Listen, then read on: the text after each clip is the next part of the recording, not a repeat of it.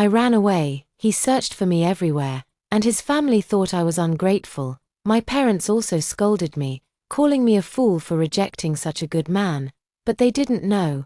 I was reborn. In my previous life, I died of depression because of this marriage. Given a second chance, I will never repeat the same mistakes. Without looking back at Orion Goo's frantic shouts behind me, I fled the Civil Affairs Bureau at the fastest speed of my life. Lyra, what's wrong with you? Did something happen? He ignored the strange looks from passers-by, his voice filled with urgency and concern, but all I felt was sheer terror. The pedestrian signal at the intersection ahead began to flash. I took a deep breath and dashed across the street. The moment I stepped onto the opposite sidewalk, the light turned red. Instinctively, I turned back and saw Orion.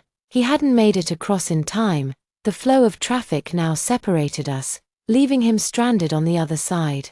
The stream of cars was like the Milky Way that separated the cowherd and the weaver girl. As a child, I always thought that Milky Way stood in the way of the weaver girl's true love. It wasn't until I grew up that I finally realized that Milky Way was clearly defending her freedom, and now, I too am finally free. I moved to Orion's blind spot and hailed a taxi. With the window down, I let the wind rush in as I drove. The exhaust fumes from the city's traffic blowing straight at me, yet I didn't care in the slightest. My phone buzzed relentlessly, calls, texts, and WeChat messages bombarding me one after another. Without even glancing at them, I muted it all. I felt weightless, laughing into the sunlight and spring breeze, even foolishly thinking the exhaust-laden wind carried a sweet scent. But as I laughed, a scalding drop fell onto the back of my hand. Only then did I realize that I was actually crying. The driver in front glanced at the rearview mirror. "What's the matter, young lady?" I wiped away my tears, forced a smile, and shook my head. "It's nothing. I'm just happy, surviving a disaster." I cried for joy. I have died once. The me now is reborn. On this day in my previous life, I successfully obtained the marriage certificate with Orion. He was my first love. We got together right after the college entrance exams and even attended universities in the same city. During the years when our love was strongest, he always loved to boast happily in front of friends, saying how fortunate he was to have me by his side. He said my name was as beautiful as a poem, and that one day it must be written side by side with his on a marriage certificate. I thought the day we got our marriage certificate would mark the beginning of our shared life, but I never imagined it would be the first step on my path to despair. I believed the warm marriage certificate in my hand was a contract for growing old together, but in reality, it turned out to be a contract of my own enslavement. In the early days of our marriage, life was simple yet warm, until the following spring when I discovered I was pregnant. I was just 26 years old at the time and still competing for a promotion within the department. Among the 3 candidates, I had the best chance of winning. The moment I saw the pregnancy test, I was completely stunned. Orion and I had clearly agreed before getting married that we would wait until we were 30 to have children, so we had always been very careful with contraception. How could I end up pregnant just from visiting his hometown for the new year? I didn't hesitate for a second. I rushed out the door to get rid of the baby, but of all days, Orion's mom chose that day to visit us. As Orion was bringing her inside, I happened to run into them, still holding the pregnancy test. Orion and his mom were over the moon with joy. She completely ignored how pale I looked and immediately started calling everyone to announce the good news. They don't have the custom of keeping pregnancies a secret for the first 3 months. But I couldn't shake the feeling that there was something oddly triumphant in her voice as she made those calls.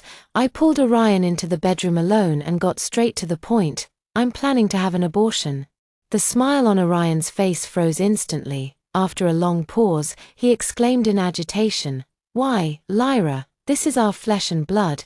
We clearly plan to have children only after turning 30, I said, both angry and upset, "and I'm about to get promoted. Getting pregnant now would just hand the opportunity to someone else." At that moment, Orion gently pulled me into his arms and soothingly patted my back.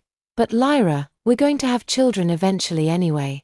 And it's easier for you to recover if you have one now. I'll cook and give you massages every day. I promise you'll be comfortable. I know you're reluctant, but having an abortion would also be very hard on you. once the baby is born, we can let my mother take care of it. You can focus on your career after you recover, and you'll have checked off a major life milestone early." I still wasn't happy about it, but Orion held me and said many sweet things. He said he would take care of me for the rest of my life, and that once the baby was born, he and his mother would handle everything. While I only needed to focus on recovering during the postpartum period, I thought about how, over the years, he had always kept his promises to me and had been gentle and considerate. And with my mother-in-law spreading the news far and wide, my parents and a whole crowd of aunts and uncles came to congratulate us. I was put on a pedestal, left with no way to back down, and in that muddled state, I decided to keep the baby. But it turns out I was too naive. For some men, the version of them during a relationship and the version after having children are completely different species. Not a single punctuation mark of their nonsense can be trusted. The frantic flashing of my phone screen snapped me back to reality. I look at myself in the hotel bathroom mirror, unmarried, my face still full of collagen, my figure unchanged. And the frown lines between my brows, carved out by the daily grind of marriage, not yet visible. The overwhelming joy of having survived a disaster sweeps through every cell in my body again. As if my soul has become much lighter, I glance down at my phone, just as my mom's call pops up once more. Now that I've escaped the sea of suffering, I'm in a good mood and no longer feel like ignoring them. With a swipe of my finger, I answer the call. The call had just connected when my mom's anxious voice came through. "Lyra, where have you run off to?" I replied casually, "Mom, I'm fine. I went out to take care of some things and won't be back for a few days. Mom is asking why you didn't get your marriage certificate with Orion." I shrugged. "I just don't want to marry him anymore." My mother was exasperated. "Silly girl. How can you mess around with something as important as marriage? Go find Orion right now. Apologize to him and his mother, and reschedule a time to get your marriage certificate." "Mom," my voice turned cold, "don't bother trying to persuade me. I won't marry him. Also, starting now, I won't be sending you and Dad a fixed amount every month. I'll decide how much to give you each week based on my own situation." I had no patience left to argue with her and simply hung up the phone. I know, talking to my mom about this is useless. She's been thoroughly brainwashed by that era, firmly believing that a woman is incomplete without marriage. No matter how much I try to reason with her, nothing will change in the end, and I'll just end up frustrated for nothing. I opened WeChat, and there were so many messages that the entire page even lagged for a moment. I tapped into Orion's pinned chat. "Orion, don't look for me anymore. I'm safe. I'm really sorry about the marriage registration. I can't convince myself. I truly don't want to get married right now." Orion immediately called me on WeChat, but I hung up. He had no choice but to text. "Lyra, where are you? We can reschedule the registration. Let me come find you first." "Okay." I genuinely don't love him anymore. Staring at his profile picture, I even felt the urge to call him and yell at him for a moment. But I had to stay calm. This Orion wasn't the one from my past life who had worn away all my love. If I lashed out at him now for no reason, I'd probably just be labeled as crazy. Having been reborn, I only wanted to live my life well and avoid any connection with him. I replied expressionlessly, "Meet me at the restaurant across from my company in 3 days at noon." After sending it, I removed him from my pinned chats and set his messages to Do Not Disturb. I sent another WeChat message to my boss, Sisterin. I agree to transfer to the Huicheng branch. Sisterin is my direct supervisor and also a benefactor in my career path, in my previous life. She also fought for a promotion opportunity for me, but it required relocating to a branch in another city. At that time, Orion and I had just decided to get married, and neither of us wanted to start our marriage long distance. So I ended up disappointing Sisterin's kindness. But this time, I won't be so foolish. Besides, the Huicheng branch urgently needs staff, which suits me perfectly. I can't wait to flee this city overnight. What's the point of family love or romantic love without money? They're all bullshit. While waiting for my food delivery, I suddenly remembered that I had installed surveillance cameras in my rented apartment. On a whim, I opened my phone to take a look. The apartment I rented before marriage was small, but it was neat and tidy, with all the decorations arranged exactly to my liking. Unlike my previous life where after I gave birth, the marital home Orion and I shared was always a mess. Clothes he casually tossed aside, forever strewn over the sofa and bed. No sooner had I tidied up than everything would revert to chaos the very next day. I told you to get her pregnant first, but you just wouldn't listen. Just as I was opening a takeout box, a sudden voice from the surveillance feed startled me, nearly causing me to spill the soup. I stared at the phone's surveillance screen. The rental apartment, previously in night vision mode, now had its lights turned on by someone who had entered. It's Orion and his mom. Orion has the key to my rental place. When we were dating, he often cooked delicious food and brought it over for me. On the surveillance footage, Orion's mom walked around to the front of my small sofa, picked up one of my plush toys, tossed it aside with annoyance, and then sprawled back against the sofa. Orion's helpless voice came through, "Mom. Lyra and I already agreed. We'll have kids when we're 30. Orion's mother instantly raised her voice. "She says something and you just listen. A woman like Lyra, once you've got her hooked, you need to pluck her feathers so she can't grow wings and fly out of your control. You have to trust me," Orion's mother said, gripping his arm with earnest gravity. "The only thing that can truly tie a woman down is a child." Watching her repulsive face, I trembled with rage. But they had no idea I had installed surveillance in the rental. Orion's mother continued her tirade as if no one else was around. She said she'd meet in 3 days. "Right, book an appointment at the Civil Affairs office. When the time comes, just drag her there to get the marriage certificate. If she refuses, just find an evening to invite her out and put what I gave you into her drink. Once the rice is cooked, what reason would she have to refuse?" A chill ran through my body, and cold sweat seeped from my palms. Sure enough, that spring festival in my past life, Orion and I had taken precautions, but halfway through our intimate moment, I suddenly felt dizzy. I thought it was just a case of not acclimating to the environment, but now I realize they must have put something in my water back then, deliberately making me pregnant. "Mom, what if Lyra breaks up with me?" Orion sat down next to his mother, hanging his head dejectedly. "I just feel like she's different today." His mother didn't speak at first. After a long pause, she suddenly clapped her hands excitedly. "When you meet Lyra in 3 days, hint to her that Xiaomei's family has already prepared a 500,000 dowry. She'll marry you as soon as you give the word." His mother seemed to think she had come up with a brilliant idea, so pleased with herself that her eyebrows nearly shot up to the ceiling.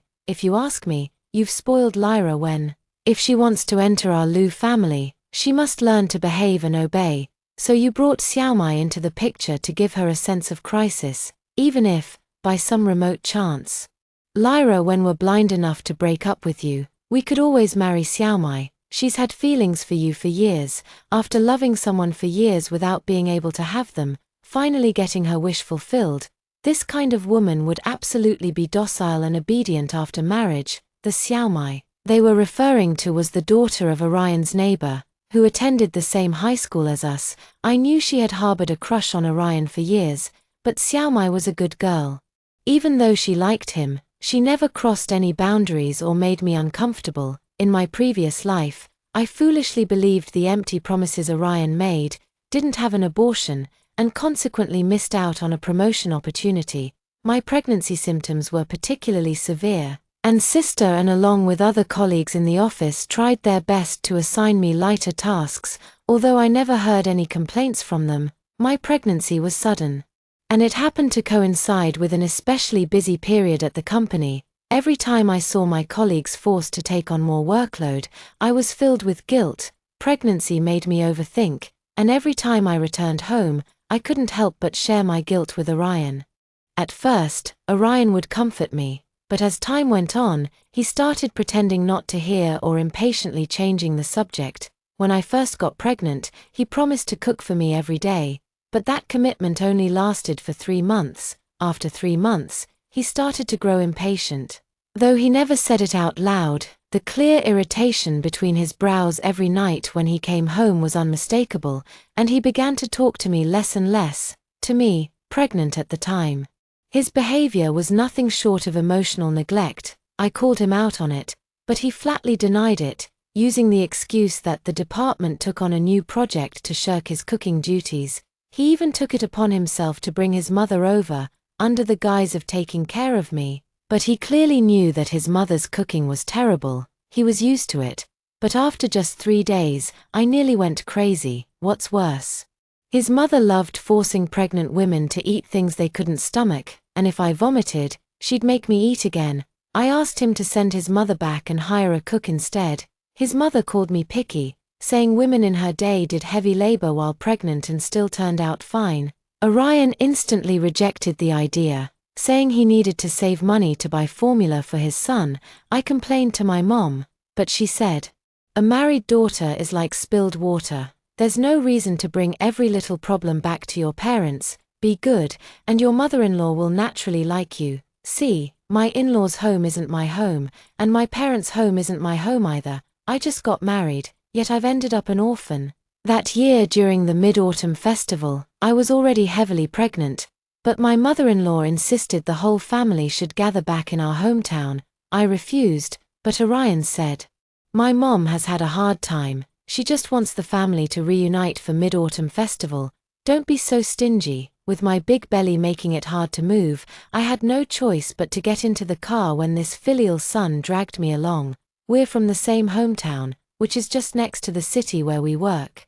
Not far at all. Yet, I felt sick the entire way. The resentment and anger I had bottled up inside me exploded completely at the dinner table on that Mid-Autumn Festival night. His mom served a whole table of crabs and seafood, but the only thing I could eat was a plate of greens. I slammed my chopsticks on the spot, but before I could voice my protest, Orion pulled me outside. "Lyra, how long are you going to keep this up?" His eyes were filled with impatience. "How could you slam your chopsticks in front of Mom during the holidays? Where are your manners? Then does your mom even remember there's a pregnant woman in the house?" I met his gaze and retorted, "During the holidays, she serves a whole table of food I can't eat. What's the deal, putting out a plate of greens for me? What does she take me for?" Orion took a deep breath. "What's wrong with eating some greens? Look how fat you've gotten now. You waddle like a duck when you walk." I stared at him in disbelief. "Who the hell made me like this? Look at what you've become, fat and sloppy. Do you have any idea how annoying it is to see you like this every day?" Orion must have been holding these words in for a long time. To be honest, I wasn't unaware. Ever since my belly grew bigger, he'd been using work as an excuse to stay out late, only coming home at bedtime. At this moment, it was as if he had torn open a vent for his frustrations, shamelessly hurling all sorts of insults at me. Why do other men's wives stay so well maintained during pregnancy? Look at Xiaomai, then look at yourself. If I had known earlier, I would have chosen slap. Before he could finish, Xiaomai from next door, who had come out to take out the trash, slapped him across the face. "Don't you dare drag me into your despicable habit of belittling your wife, you two-timing scoundrel. I never would have thought before coming that I would spend that year's Mid-Autumn Festival at Xiaomei's house." She wasn't married yet. At the time, she made me a meal of spare ribs, rice and a small bowl of chicken soup, sitting at the dining table. Looking at her still slender figure and delicate face, I felt deeply inferior. Unlike her, during my pregnancy, my whole body was swollen, my hair was falling out in clumps, the skin on my face was dull and rough, and I looked like I had aged 20 years. I didn't dare to meet her gaze, but she sat beside me, staring at me for a long time. She cried. I was puzzled. "Why are you crying?" She cried even harder, shaking her head. "I don't know either. Maybe it's the lingering fear, unrequited love that bore no fruit, yet in the end, I narrowly escaped disaster. But you were so wonderful before." Yes, I used to be so good, but after getting married and becoming pregnant, the husband who once said my name was as beautiful as poetry started finding me disgusting. Fortunately, I got a second chance at life. 3 days passed in a flash. I returned to the company to complete the handover work before my transfer, and at noon, I arrived punctually at the restaurant across from the office. Orion arrived before me, and he even brought his mother along, Lyra. He was so excited that he tried to hold my hand. I dodged and sat down across from him and his mother. His mother noticed Orion's action. And a hint of displeasure flashed in her eyes, but it was quickly concealed. She forced a smile and looked at me. Lyra, we've checked the dates again, and tomorrow is an auspicious day. Xiao Huai has already made an appointment at the Civil Affairs Bureau. Why don't you two go get your marriage certificate tomorrow? Orion's mother is a master of disguise. Before I married Orion, she always greeted me with a smile. Whenever Orion and I had a conflict, she would personally call me, saying she would scold Orion for me. But after I got pregnant, she couldn't keep up her hypocritical facade any longer. Now, whenever I look at her face, every single wrinkle of hers disgusts me. No.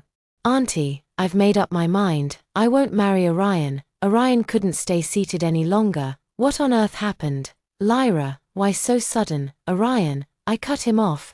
Do you truly want to marry me and spend the rest of your life with me, or is it just to legally have a lifelong caretaker? This made both mother and son change their expressions. They exchanged a quick glance before Orion turned back to me, earnestly saying, "Of course, I want to marry you to spend my life with you." At this stage, Orion might have meant those words sincerely, but once married, he wouldn't think the same way anymore. I lowered my eyes, stirring the drink but not daring to take a sip, afraid that Orion's mother might have already added something to it. Forget it, Orion, I really don't want to get married, this time. It was Orion's mother who couldn't stay calm. She anxiously said, "Lyra, how can you be so reckless about such a lifelong matter? You've been together for so many years, and now you say you won't marry him. Isn't that wasting Orion's youth?" I scoffed. "Auntie, we're only 25 years old, still very young. I don't want to get married, so cutting our losses now is the responsible thing to do for both of us. It's better than forcing a marriage and ending up arguing over every little thing every day." I looked into Orion's eyes and said earnestly, "Let's break up. We're really not suited for marriage." "I don't." Orion barely got 2 words out before his mother cut him off. His mother said excitedly to him, "If she wants to break up, then let it be. Son, we don't need a woman with no taste. Wait until the weekend, come home with me, and we'll go to Xiaomei's house to propose. That girl has liked you since childhood. And I heard her family has prepared a dowry of 500,000 yuan for her." After she finished speaking, both of them glanced at me discreetly. Their eyes filled with unmistakable anticipation. I knew they were trying to provoke me. They thought that after dating Orion for so many years, I couldn't possibly move on so quickly. By using Xiaomei to stir me up, they probably hoped I'd get jealous and rush to marry Orion. But I remained unmoved and said leisurely, "Does Xiaomei know you're scheming like this behind her back?" Her mother averted her gaze unnaturally and retorted stubbornly, "What scheming? Our Lu family is genuinely sincere in seeking a daughter-in-law. It's you who lacks the fortune." Her mother spoke with sarcasm, while Orion didn't dare utter a word. In my past life, I was too naive. How could I expect such a man to stand up for me after marriage? I took out my phone and opened a video recording. The conversation between the mother and son in my rented apartment a few days ago was now clearly replayed. The two across from me were completely flustered now. Orion's mother pointed at me, her finger trembling. "Why you took photos of us secretly and eavesdropped on our conversation. Let's get one thing straight. That's my house. I installed cameras for security, and as it turns out, I caught the two of you red-handed. Along with your shameless and utterly disgraceful remarks." I turned to Orion. "Since we've broken up, give me back the keys." Orion reached out urgently to grab my hand. "Lyra, believe me, I didn't." I dodged again. "I don't believe you. We agreed to have children after 30, and you promised me so sincerely to my face, yet acted completely differently in front of your mom, even planning to trap me with an accidental pregnancy for a shotgun wedding." I threw back at him the exact words he had said to me during Mid-Autumn Festival in my past life. "Look at what you've become. Two-faced, full of lies, utterly insincere. Don't you realize how sickening it is just to see you, Lyra?" When Orion had never been scolded like this in his life and couldn't hold back, slamming the table as he stood up. "Don't push your luck. After dating me for so long, who else would want you, a second-hand woman, if you don't marry me?" His mother sat beside him, cheering him on like a spectator, smugly adding, Exactly. If you won't marry me, Plenty of women would. Orion looked down at me condescendingly. This weekend, I'll propose to Xiaomai. Don't come crying back to me then. I sighed. What a confident piece of lard. Orion glared at me. You. But before he could finish, a man's voice suddenly came from the seat behind me. Xiaomai, is that Orion and his mother? Don't be foolish enough to believe their nonsense. These days, you never know what kind of shady characters are out there. From the sound of it, they're planning to play dirty and force that girl into a shotgun wedding. I've seen plenty of people like them, scheming to get the girl without spending a single penny. Orion and his mother's faces instantly drained of all color. I watched with great amusement as, behind me, Xiaomai gracefully stood up and took a seat beside me, holding her WeChat video call in progress. Given the situation, it seems the screen recording I just played was heard loud and clear by the person on the other end of the video call. She looked at the man in the video and laughed. I know, Dad. I wouldn't jump into a fire pit myself. There seemed to be many people on the other side of the video, and the chattering voices made Orion and his mother even more distraught. Orion's lips turned pale. Xiaomai, how could you be here? Xiaomai said, Oh, I had an interview with a company nearby today. I thought I'd check in with my parents during lunch to let them know I'm safe, but I didn't expect to hear such a fascinating conversation from you two. The Orion people are heartbroken. I didn't, Xiaomai interjected. Seems like I should buy a lottery ticket today. What luck to have dodged a bullet. Of course, Xiaomai was the one I called over. In this lifetime, not only must I avoid this calamity, but I can't let other good people suffer at the hands of the Orion mother and son either. Orion's mom was completely dazed. She asked Xiaomai, Where was your dad just now? It sounded like there were a lot of people around. Xiaomai chuckled. Playing cards, you know how it is.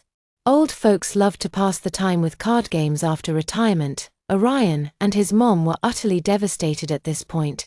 Xiaomai's dad was playing cards, which meant every old man and woman in the card parlor had heard their shameless conversation. What kind of place is a mahjong parlor? It's the neighborhood's intelligence agency. By now, their glorious deeds have probably spread throughout the entire village. Now who would dare to marry their daughter into that family? Orion and I are completely done for good. The company notified me to go to Huiqing the day after tomorrow, and they've already booked my flight ticket. The single dormitory assigned by the Huiqing branch is also arranged. I felt completely relaxed, had a meal with Xiaomai, and then returned to the hotel. I didn't go back to the rental house, afraid that Orion might go there to confront me, so I hired a cleaning service and a moving company to help pack my belongings. In the evening, just after I finished showering, my mom called again. Lyra, Orion came to see us. Why did you suddenly decide not to get married? I chuckled lightly and said, Mom, everyone back home already knows what Orion and his mother are up to. Don't tell me you're still in the dark. My mother hesitated for a moment before stammering. But if you don't get married soon, you'll be considered an old maid. Besides, every couple has their disagreements when living together.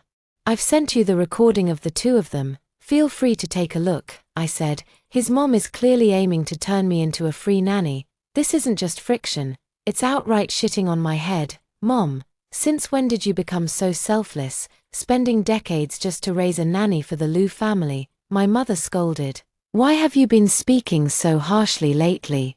Having already died once, what's the harm in speaking a little harshly? I'm not getting married that early anyway. Mom only wants what's best for you. A woman is incomplete without marriage. I couldn't be bothered to argue with her. Her feudalistic mindset is so deeply ingrained that my words can't make a dent. I changed the subject. I've already transferred this week's living expenses. Did you receive them? When it comes to money, my mom's confidence wavers. She hesitantly asks, Lyra, even though you said you'd send money weekly from now on, you used to transfer 2,000 every month, which averages about 500 per week, so why did you only send 300 this week? I reply, you didn't side with me. Instead, you teamed up with Orion and his mom. It annoyed me. So I was in a bad mood and went out to unwind, spent a bit more, so naturally, I couldn't give you as much. My mom struggles to respond, but I cut her off directly. I've got some work to handle, let's talk later. I added another sentence. It's okay, Mom. Maybe one day when I'm in a better mood, the living expenses will go back up again. I'm the only daughter in my family, and my parents have treated me decently since I was little. But in my previous life, after I got married, their behavior truly broke my heart. In my previous life, after marriage, Orion and I would each use our own salaries to send money to our respective parents. I always sent my parents a fixed amount every month. When Orion's mother found out about this, she went to my mom and made sarcastic remarks, saying that since I had already married into the Liu family, my money was essentially the Liu family's money, and how dare my parents have the audacity to ask for it. To my shock, my parents didn't even dare to argue back. In their mindset, a married daughter is like spilled water. Once gone, she's gone. Deep down, they believed my mother-in-law was in the right. I was furious and wanted to confront Orion and his mother, but my mom stopped me, saying that as a married woman, I should know my place and obey. Hearing that only made me angrier. I went straight to Orion and his mother to make a scene, and at the same time, I cut off the living allowance I had been giving my parents. But when I really stopped giving them money, my mom would come to me with subtle emotional blackmail, recounting all those childhood memories. Trying to use nostalgia to soften my heart, I snapped, "Didn't you say I was like spilled water, that I shouldn't be giving you money anymore?" My mom lowered her eyes and said pitifully, "Oh, you silly child, I'm not asking you for money, I'm just reminiscing about the old days with you." Like most parents in East Asian families, mine were neither particularly good nor bad, just timid and weak. They didn't dare stand up for their daughter. Nor did they consider her part of the family after marriage, yet they still expected a steady stream of benefits from her. After that, I still softened my heart and continued to give them living expenses every month. But this money was completely cut off after I gave birth to my daughter. In my previous life, I had a daughter. Orion's mother, upon hearing the gender, didn't even glance at the child and turned back to return to her hometown. She promised to take care of the child after birth. But she broke the agreement outright, and Orion, in front of me, defended his mother, saying she was too old and that taking care of a child would exhaust her. Just like that, before even finishing the postpartum month, I had already argued with Orion 7 or 8 times. The tragic part is, after giving birth, I was completely stripped of my wings, shackled, and left powerless against the two of them. I have no experience, and our family savings can't afford to hire a nanny. I thought about asking my mom for help, but my dad is in poor health, and neither she nor I dare to leave him alone at home, so I had no choice but to quit my job and exhaustedly become a full-time mom.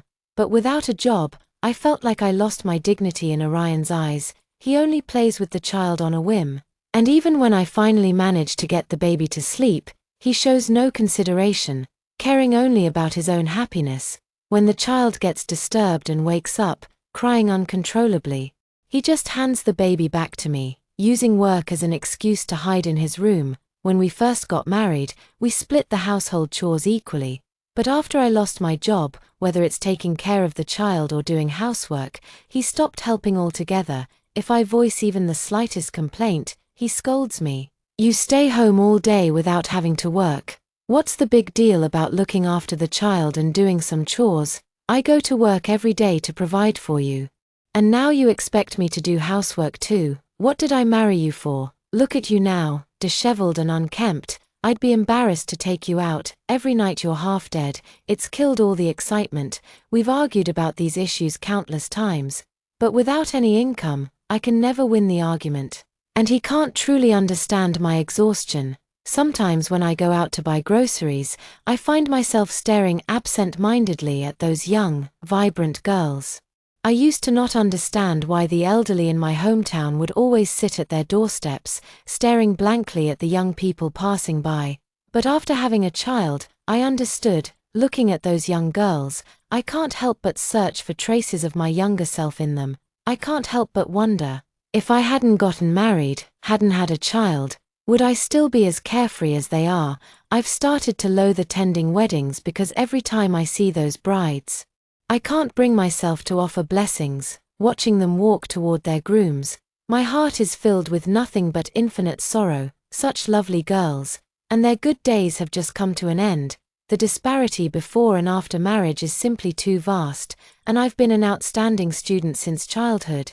Proud all the way through, I was once the model student representative, the exemplary employee, and I too once wore beautiful dresses, carefree as the wind, since becoming a mother.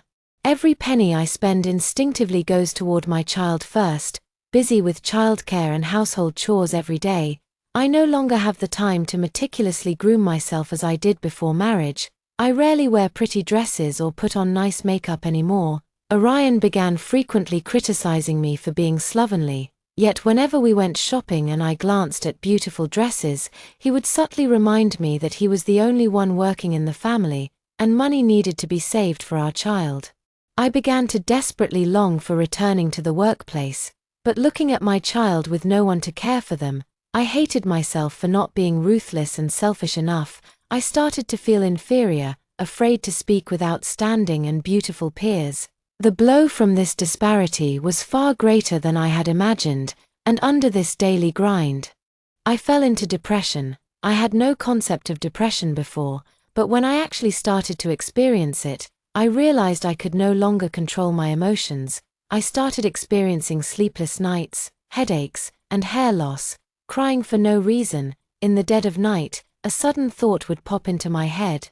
I really want to die. It startled me, but at that moment, I seemed to split into two people. One optimistic me would say, "Don't be afraid, things will get better." But another negative me said, "It won't get better, life will only get worse and worse. Might as well end it all. I'm in so much pain that even the slightest setback makes me burst into uncontrollable sobs." I called my mom. "Mom, I'm so tired. I really want to die." But my mother didn't understand me either. Instead, she advised, "Silly girl, all women go through this. Just endure it and it'll pass." But I can't hold on any longer. When cooking, looking at those knives, I can't help but imagine them against my wrist. Only when my daughter's voice calls out do I suddenly snap back to reality. Terrified as I put the knife down, I can't bear to leave the daughter I carried for 10 months. If I were gone, what would become of her? The more it was like this, the deeper my pain became. By the time my daughter was 3 years old, I think my depression had become very severe. I still remember that sunny day when my parents came to visit me.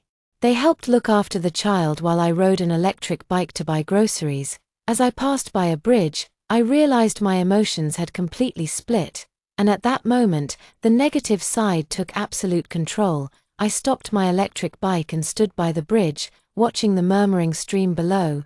An impulse relentlessly pushing me forward, it seemed to bypass my brain, taking direct control of my body. A sense of weightlessness enveloped me. The sound of wind mingling with the panicked cries of passers-by. As my body plunged into the water, I took one last look at the sunlight. Water filled my nose and throat as I relaxed my body. Letting myself sink, I felt an unprecedented sense of relief. I am free. I don't know why I was reborn. But since I've been given this second chance, I absolutely must not repeat the same mistakes. My daughter will not be born. I hope in this lifetime, she can be reborn into a wealthy family, where her family will wholeheartedly welcome her into the world. After arriving at the Huicheng branch, I not only got promoted but also received 2 salary increases within 6 months. In my spare time, I create short videos. The theme of independent women is very appealing, and my follower count grew rapidly. Soon, I received many offers for star map advertisements. With a stable main job and a thriving side hustle, I go to bed early and wake up early every day, exercising, reading, and even learning dance and calligraphy. In my previous life after marriage, I never felt as hopeful about the future as I do now. My mother used to say that a girl must marry a man to have someone to rely on. But in my past life, after getting married, I only wanted to die. Now, living alone, my life is instead full of joy and flavor. I told my mom I'm very happy with my life, but she didn't believe me and still tried to persuade me to go on blind dates and get married. She said, "If you don't get married, what will you do when you're in your 60s or 70s? Who will take care of you when you're all alone?" Admiring my new manicure, I thought to myself, all I know is that I exercise every day to stay strong, and by my 60s or 70s, I'll still be a fabulous old lady who can wake up early for morning runs, but if I get married, by my 60s or 70s, I'll probably be physically and mentally exhausted, still slaving away taking care of some old man. I didn't argue with my mom, nor did I bother to. I simply cut their weekly living allowance by 1/3. My mom instantly became obedient. I thought after the restaurant incident, Orion would have a hard time finding a wife. But unexpectedly, just 2 years later, he got married. His mom even announced they would hold a grand wedding in our village during the New Year holiday. The two of them probably still hold a grudge against me and Xiaomai, smugly handing us the invitation in person. His mother raised her voice, as if she wanted every dog in the village to hear. I told you, our Orion is handsome and has a great job. He's got plenty of suitors, but Xiaomai and I just responded with a flat "oh," with no interest in watching her performance. I'm busy editing videos. And Xiaomai has also opened a yoga studio in Huiqing, currently occupied with scheduling classes for after the new year. Orion's mom, seeing no one to play along with her act, ended up making a fool of herself and ran off cursing and grumbling. It wasn't until the wedding day, when we arrived at the hotel, that I found out Orion had married a girl from another province. As the girl walked slowly toward Orion, holding her father's hand, I suddenly felt a surge of warmth welling up in my eyes. "Why are you crying?" Xiaomai quickly shielded me. Luckily, everyone was focused on the stage, and no one noticed me. I shook my head. I don't know, maybe it's delayed fear. At this moment, I finally understood why Xiaomai had looked at me with tears in her eyes during that mid-autumn festival in my past life. It was the overwhelming joy of having narrowly escaped disaster. It was the lingering fear of having almost jumped into a pit of fire. And also deep sympathy for another innocent woman. After returning from the wedding, my mom couldn't help but start nagging again. "That Orion guy is indeed good-looking and has a great job." My dad tugged at her sleeve and winked. But my mom was probably still reeling from that wedding and completely missed his hint. She sighed and lamented. "Lyra, you're being foolish too, such a good man. He was almost yours." I still didn't argue with her. Instead, I picked up my phone and booked a high-speed train ticket back to Huiqing for the day after tomorrow. My mom was stunned. "Lyra, didn't you say you were taking your dad and me to Xinjiang for a trip the day after tomorrow?" I took a sip of tea with a calm expression. "You've ruined my mood. Let's talk about traveling another time." "But," my mother said timidly, "I've already told my square dancing friends about it." I didn't respond and continued scrolling through my phone. My father pulled her aside in frustration. "Why did you have to provoke her for no reason? I still have plenty of annual leave left. Originally, I thought our family of 3 was getting along quite well, so I planned to take my parents to Xinjiang for a 2-week vacation. Of course, only if I was in the mood. After all, East Asian parents have a notorious reputation for being killjoys on trips, and I didn't want to spend money on a vacation only to end up frustrated. There was a popular TV series about Xinjiang a while back, and the elderly folks in our village have been longing to visit that place ever since. When they heard I was taking them there, the old couple was overjoyed and couldn't stop bragging about it, making the neighbors green with envy. Now that my mood is ruined, I simply won't take them anymore, and they're unwilling to accept it. "Our daughter is already good enough," my dad said to my mom. "Can you stop making a fuss?" My mom defended herself. "I'm just anxious. You're just being mean with your words. Look at all those married sons and daughters. Which one is as good as our daughter?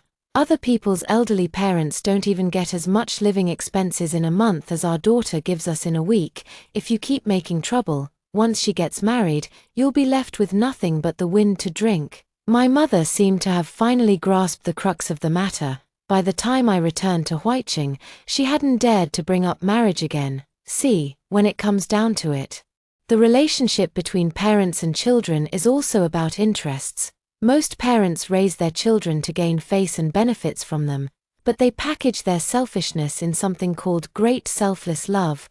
Too many young people are fooled by this. In reality, treating them the way they treat others brings peace to everything. I give them benefits and love in exchange for the freedom and tranquility of my own life. If they insist on making me unhappy, Then I'll reduce both benefits and affection. Every time my mom pressures me to go on blind dates or get married, I cut back on the living allowance I give her. When I buy them nutritional supplements and imported fruits, and they ungratefully complain about me wasting money, I let them enjoy it just this once. Then never buy them anything again. Over time, they've come to understand that only when I'm happy will their retirement life be comfortable. Later, I heard that Orion and his wife got divorced. They had a son, but as soon as his wife entered the household, Orion and his mother showed their true colors, especially Orion's mother, taking advantage of the fact that the new daughter-in-law was from out of town and far from her own family. She bullied her relentlessly. Xiaomai told me that Orion's mother moved into the couple's marital home, claiming to help take care of the grandson, but in reality, she turned their small family upside down. Not only did she constantly sow discord between the young couple every day, but once the grandson was old enough to understand, she also started badmouthing the daughter-in-law in front of the child. It was as if the young woman had shed a layer of skin just by getting married. Finally, one day, the child clamored to eat McDonald's, and the new wife refused, saying, "We just had it yesterday." The child actually called her a bitch in the middle of the street and said he would kill her to get a new mom.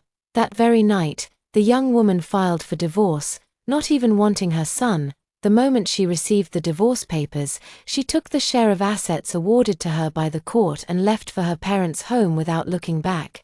I heard that during the cooling-off period of her divorce, the girl secretly confided her troubles to a kind-looking old lady in our village. That kind-looking old lady had a nickname, Pretty Trumpet, and so, the Orion family became famous once again. A remarried man, a wicked mother-in-law, and a son who kept saying he wanted to kill mom. Orion never managed to get another wife after that. As his child grew older, they became more rebellious, and even his mother couldn't control them anymore. Orion had to work during the day and come home to help with homework in the evening.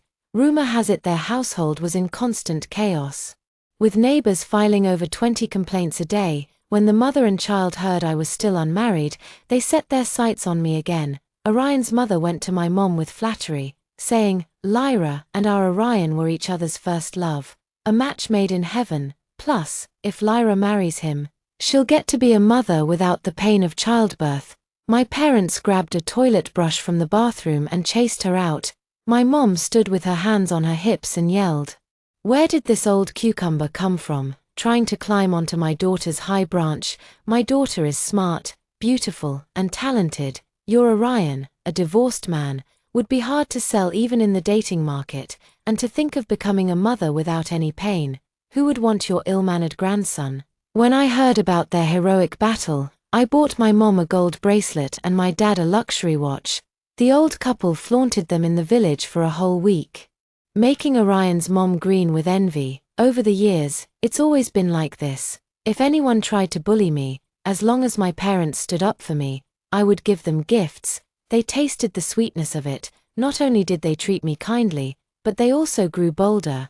Whenever someone dared to make snide remarks about me, they would be the first to defend their own daughter. Family harmony actually requires financial maintenance too.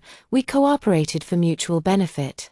And they became the most comfortable elderly couple in the village, with money and leisure, and no need to look after grandchildren. While others were driven mad by their grandkids, my parents were playing chess and dancing. While others had to travel thousands of miles to big cities during winter and summer breaks to help take care of their grandchildren, my parents traveled all over the country. The other elderly folks in the village didn't say it out loud, but the envy was clear in their eyes. In my past life, I followed the standards this world set for women, getting married and having children. In the end, I lost my looks, my figure, my money, and even my home, with no hope left in life. This time around, I'm happily being myself. Apart from not having a husband or children, I have looks and a great figure, a house and a car, money and leisure time. My parents will always stand by me, and my home will forever be my home. The rest of my life is full of hope.